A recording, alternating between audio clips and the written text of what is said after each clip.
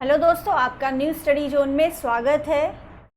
UP police और super TET के लिए हम हिंदी पढ़ रहे थे। हिंदी में हमारा टॉपिक चल रहा था क्रिया। आई होप आपने इसका पहला पार्ट देखा होगा। नहीं देखा है तो ज़रूर देख लीजिए, प्लेलिस्ट बनी हुई है और नीचे डिस्क्रिप्शन बॉक्स में लिंक दिया हुआ है। तो हम आज शुरू करते हैं क्रिया का पार्ट 2। सबसे पहले हमने कल क्रिया में सकर्मक क्रिया और अकर्मक क्रिया को अच्छे से पढ़ा था, उसे समझा था।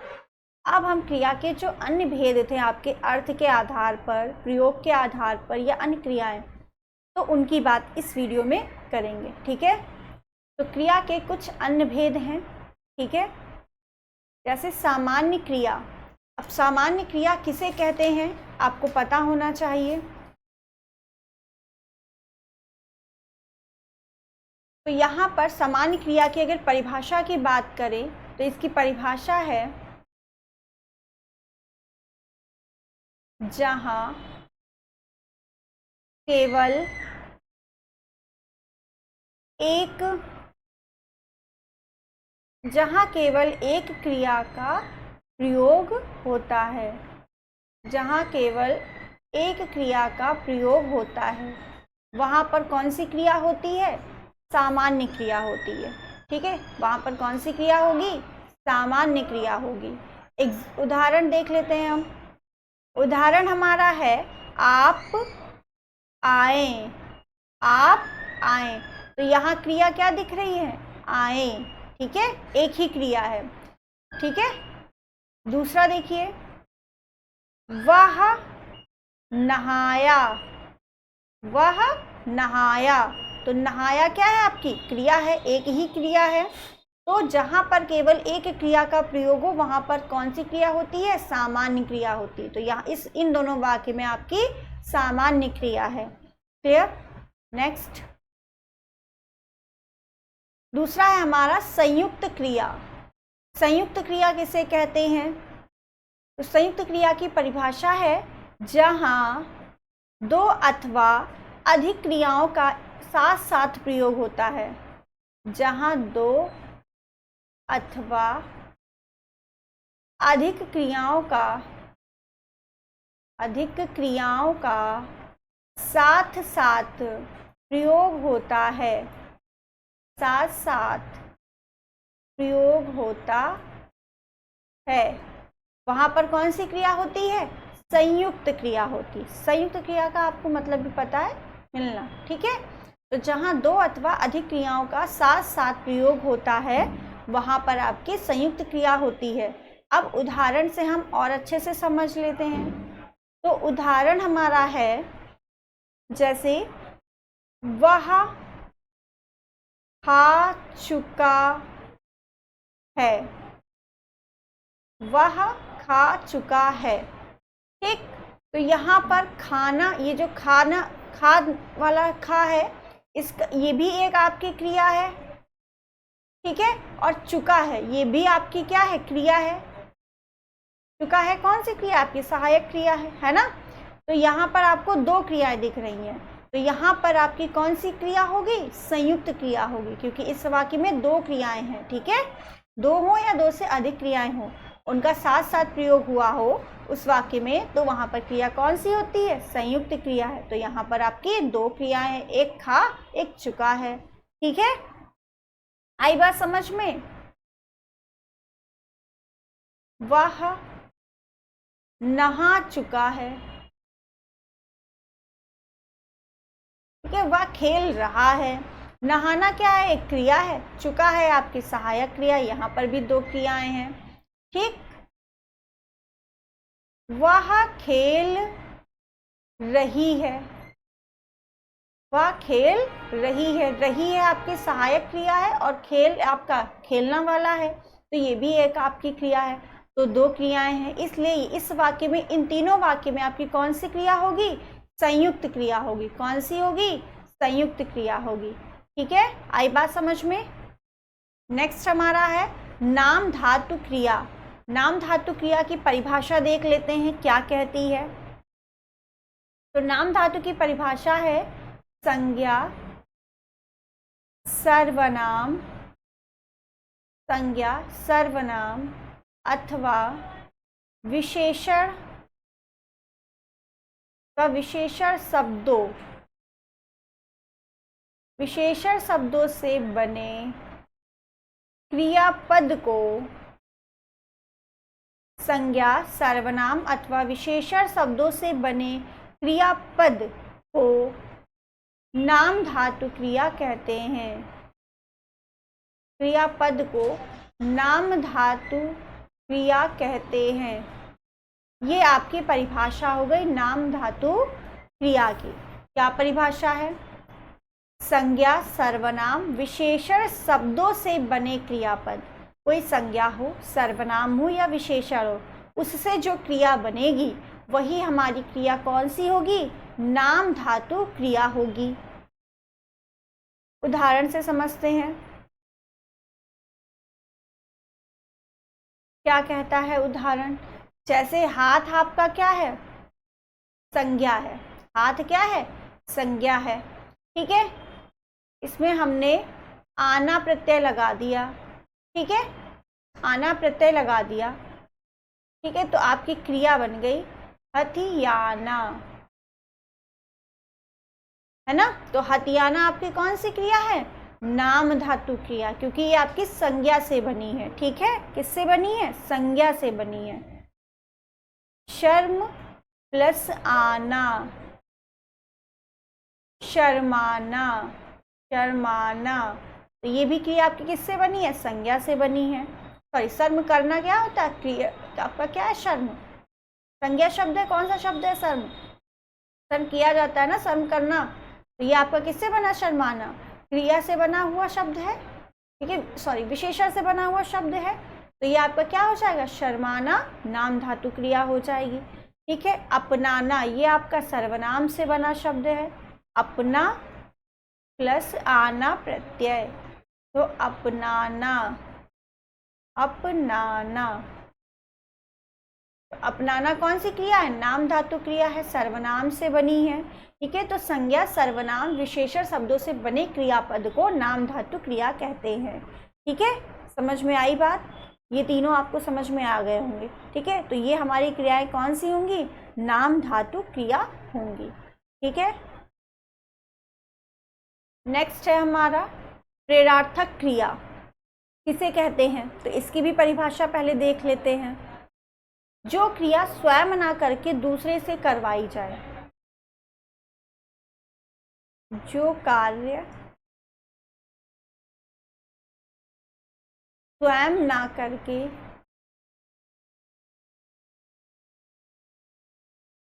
करके दूसरों से करवाया जाए, तो उस क्रिया में, तो उसमें आपकी प्रेरणार्थक क्रिया होती है। तो ऐसा लिख देते हैं ना, जो कार्य स्वयं ना करके दूसरों से करवाया जाए, कार्य बोले या क्रिया बोले, जो क्रिया स्वयं ना करके दूसरों से करवाई जाए, दूसरे से करवाई जाए, उसको प्रेरणार्थक क्रिया कहते हैं। ठीक है, ऐसे लिख लेते हैं हम, ज़्यादा सही रहेगा। जो क्रिया स्वयं ना करके दूसरों से करवाई जाए, उसे क्या कहेंगे? प्रेरणार्थक क्रिया कहेंगे। ठीक है, फॉर एग्जाम्पल यानी उदाहरण देखते हैं। उदाहरण हमारा, हर एक चीज़ उदाहरण से ही अच्छे से समझ में आती है ना। जैसे हमने कहा, एग्जाम्पल ले लेते हैं प्रेरणार्थक में। कृष्ण मधुर, कृष्ण हमारे सामने खड़ा है, उससे हम कह रहे कृष्ण मधुर बांसुरी बजाना, मधुर बांसुरी बजाना। तो ये बजाने का काम हम स्वयं नहीं कर रहे हैं, लेकिन हम कृष्ण से कह रहे हैं। ठीक है, तो बजाना क्या है? आपकी क्रिया। अब ये काम क्रिया वाला जो है हम स्वयं नहीं कर रहे हैं, मैंने दूसरे से कहा, तो ये क्रिया क्या है? क्रिया दूसरे से करवाई जा रही है। किससे? कृष्ण से, है ना। तो यहाँ पर आपकी कौन सी क्रिया हो जाएगी? प्रेरणार्थक क्रिया हो जाएगी। कौन सी होगी? प्रेरणार्थक क्रिया होगी। क्लियर है? और एग्जाम्पल आप लिख सकते हैं प्रेरणार्थक क्रिया के। जैसे राम माता जी मुझसे खाना बनवाती हैं, तो माता जी खुद खाना नहीं बनवा रही हैं, मुझसे बनवाती हैं। ठीक है, जैसे संगीता रीमा से खाना बनवाती है। तो संगीता रीमा से खाना बनवाती है, तो संगीता यहाँ खुद खाना नहीं बना रही है, रीमा से बनवा रही है। ठीक है, तो क्रिया क्या है? खाना बनाना। कौन बना रहा है? रीमा। लेकिन किसके कहने पर? संगीता के कहने पर। तो ये भी कैसी क्रिया हुई? प्रेयार्थक क्रिया हुई। किसी स्वयं क्रिया ना करके हम दूसरे से करवाएं तो वहां पर आपकी प्रेयार्थक क्रिया होगी। समझ में आ चुका होगा, आई होप आप सभी को। नेक्स्ट है हमारा पूर्वकालिक क्रिया। अब पूर्वकालिक क्रिया क्या होती है, इसकी परिभाषा पहले लिखते हैं हम। किसी क्रिया से पूर्व यदि कोई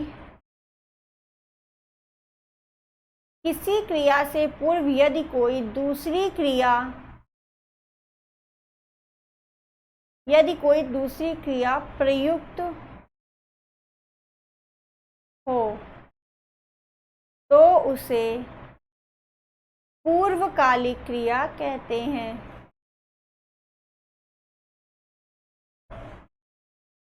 हो तो उसे पूर्वकालिक क्रिया कहते हैं।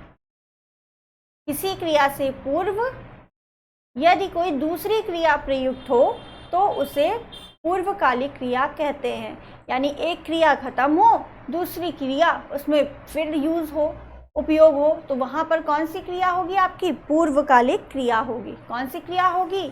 पूर्वकालिक क्रिया होगी। जैसे उदाहरण हमारा क्या कहता है? पूर्वकालिक क्रिया में उदाहरण हम लिख लेते हैं, मैं अभी सोकर उठा हूँ। मैं अभी सोकर उठा हूँ, तो पहले सोया था, ठीक है, फिर उठा, तो पहले इसमें सोना और उठना दो क्रियाएं हैं। ठीक है, और सोकर उठा यानी एक क्रिया आपकी पूरी हुई और दूसरी शुरू हुई है। ठीक है, तो एक क्रिया का पूर्ण होना और दूसरी क्रिया का प्रारंभ होना अगर दिखाया जाए तो वहां पर आपकी कौन सी क्रिया होती है? पूर्वकालिक क्रिया होती है। मैं अभी सोकर उठा हूँ, तो सो चुका हूँ, ये क्रिया समाप्त हो गई है, और सोकर उठा हूँ मतलब उठने की क्रिया प्रारंभ हुई है। ठीक है, तो दो क्रियाएं होंगी यहाँ पर। तो आपके यहाँ पर कौन सी क्रिया होगी? पूर्वकालिक क्रिया। एक क्रिया हो चुकी है, दूसरी क्रिया शुरू हुई है। ठीक है, तो वहां पर आपकी कौन सी क्रिया होगी? पूर्वकालिक क्रिया होगी। ठीक है, राम भोजन करके सो गया। मैंने क्या बोला? राम भोजन करके सो गया। तो राम ने पहले क्या किया? भोजन किया, फिर वो सोया। तो एक क्रिया करके फिर उसने बाद में दूसरी क्रिया की, तो भोजन करके सो गया। ठीक है, तो पूर्वकालिक क्रिया की एक पहचान है, ये जो कर है, ठीक है, कर या करके ये उस वाक्य में जरूर आता है। ठीक है, कर या करके उस वाक्य में जरूर आता है। ठीक है, ऐसा जरूरी नहीं है, जैसे कि एक वाक्य मैं देती हूं आपको, बच्चा, ज्यादा चांसेस हैं कि ये आएंगे, बच्चा दूध पीते ही सो गया। बच्चा दूध पीते ही सो गया, तो पहले उसने दूध पिया फिर सोया। दो क्रियाएं हैं और एक क्रिया का पूर्ण होना दिखाया जा रहा है, दूसरी क्रिया प्रारंभ होना दिखाया जा रहा है। तो यहाँ पर आपकी कौन सी क्रिया होगी? आपकी पूर्वकालिक क्रिया होगी। पूर्वकाल यानी काल मतलब समय, पूर्व मतलब पहले, नहीं जो का समय पहले हो चुका है, ठीक है, वहां पर और दो क्रियाएं हो, एक कार्य पूरा हो चुका हो, दूसरा कार्य शुरू हो रहा हो, वहां पर आपकी कौन सी क्रिया होगी? पूर्वकालिक क्रिया होगी। ठीक है, लड़कियां पुस्तकें पढ़कर जाएंगी, तो पहले पुस्तकें पढ़ेंगी फिर जाएंगी। ठीक है, राम चित्र देखकर हंसने लगा, तो पहले उसने देखा होगा तब हंसेगा। देखना भी क्रिया है, हंसना भी क्रिया है। पहले वो उसने देखा फिर उसने हंसा।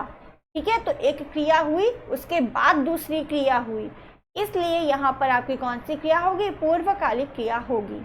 ठीक है, ये सारी चीज़ें आई होप आप सभी को समझ में आई होंगी। जो मैंने आपको बताया था अर्थ के आधार पर अन्य क्रियाएं के भेद उन सबके बताए थे, तो अन्य क्रियाएं भी हमने सारी पढ़ ली हैं इसी वीडियो में। और अर्थ के आधार पर जो आपको दो भेद बताए थे, क्रियार्थक और प्रेरार्थक, प्रेरार्थक हमने पढ़ लिया, हमारा एक बचता है, उसको भी यहीं पर कर लेते हैं। क्रियार्थक क्रिया, क्रियार्थक संज्ञा, सॉरी,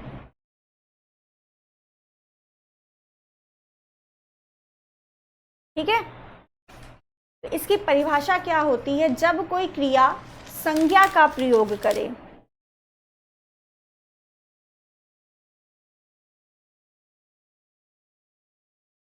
जब कोई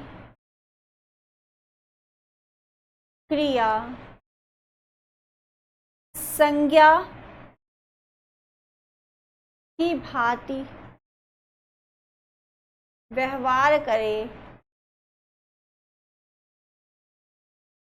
करे तो वहां पर कौन सी क्रिया होगी? क्रियार्थक संज्ञा होगी। कौन सी क्रिया होगी? क्रियार्थक संज्ञा। जब कोई क्रिया संज्ञा की भांति व्यवहार करे, हो क्रिया लेकिन वो संज्ञा की भांति व्यवहार करे, तो वहां पर क्रियार्थक संज्ञा होगी। जैसे एग्जाम्पल हम आपको देते हैं,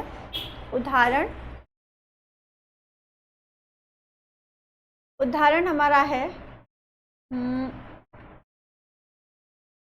टहलना, स्वास्थ्य के लिए लाभदायक है। ठीक, तो यहाँ पर जो टहलना है, टहलना क्या है? क्रिया है, लेकिन ये प्रयोग किसके कैसे हो रही? क्रिया पहले तो आती नहीं है वाक्य के, ठीक है, इसलिए ये कैसी हो रही प्रयोग? संज्ञा के संज्ञा हो रही है। क्या है ये टहलना? यहाँ पर संज्ञा है। टहलना क्रिया है, लेकिन ये व्यवहार किसकी भांति कर रही है? संज्ञा की भांति कर रही है, इसलिए यहाँ पर आपका क्या होगा? टहलना आपका संज्ञा होगा। ठीक है, तो जब कोई क्रिया संज्ञा की भांति व्यवहार करे तो वहां पर आपकी कौन सी क्रिया होगी? क्रियार्थक संज्ञा होगी। जैसे एक और एग्जाम्पल हम लिखते हैं, देश के लिए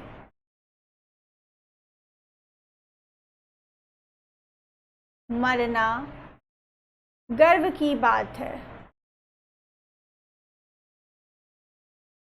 गर्व की बात है। तो यहाँ पर मरना क्या है? मरना है तो क्रिया, लेकिन ये प्रयोग हो रही है संज्ञा के जैसे। ठीक, ऐसे ही हम कहते हैं सुबह उठना स्वास्थ्य के लिए अच्छा होता है, तो यहाँ पर उठना क्या है? उठना क्या है? उठना है आपकी संज्ञा, संज्ञा की है क्रिया उठना, लेकिन वो संज्ञा की भांति व्यवहार कर रही है। ठीक है, इसलिए वहां पर उठना क्या है? आपका क्रियार्थक संज्ञा है। वो क्या है? क्रियार्थक संज्ञा है। ठीक है, तो यहाँ पर टहलना हमारा क्या है? क्रियार्थक संज्ञा है। मरना क्या है हमारा? क्रियार्थक संज्ञा है। क्यों? क्योंकि है तो क्रिया, लेकिन वो संज्ञा की भांति व्यवहार कर रही है, इसलिए क्रियार्थक संज्ञा है। वो क्रिया का अर्थ दे रही है बट है संज्ञा। ठीक है, समझ में आ गई ये बात अच्छे से?